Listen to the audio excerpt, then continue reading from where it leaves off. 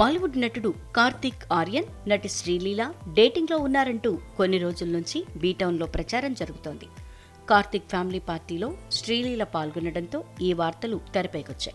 అయితే తమ ఇంటికి ఎలాంటి అమ్మాయి కోడలుగా రావాలో తెలియచేస్తూ కార్తీక్ ఆర్యన్ తల్లి ఆసక్తికర వ్యాఖ్యలు చేశారు.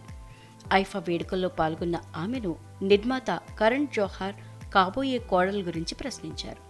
ఒక మంచి వైద్యురాలు మా ఇంటికి కోడలుగా రావాలని మేమంతా కోరుకుంటున్నాం అని ఆమె తెలిపారు. దాంతో శ్రీలీలను వివాహం చేసుకోబోతున్నట్లు కార్తీక్ ఆర్యన్ తన తల్లికి కన్ఫామ్గా చెప్పాడా అన్న టాక్ నడుస్తోంది. నటిగా రాణిస్తున్న శ్రీలీల ప్రస్తుతం ఎంబీబీఎస్ చదువుతోంది. చదువుతో పాటే కెరీర్లోనూ కొనసాగటంపై ఎన్నో సందర్భాల్లో ఆమె ఆనందం వ్యక్తం చేసింది. కార్తీక్, శ్రీలీల డేటింగ్లో ఉన్నారంటూ ప్రచారం జరుగుతున్న వేళ హీరో తల్లి వ్యాఖ్యలు వాటికి మరింత ఆజ్యం పోసేలా ఉన్నాయి.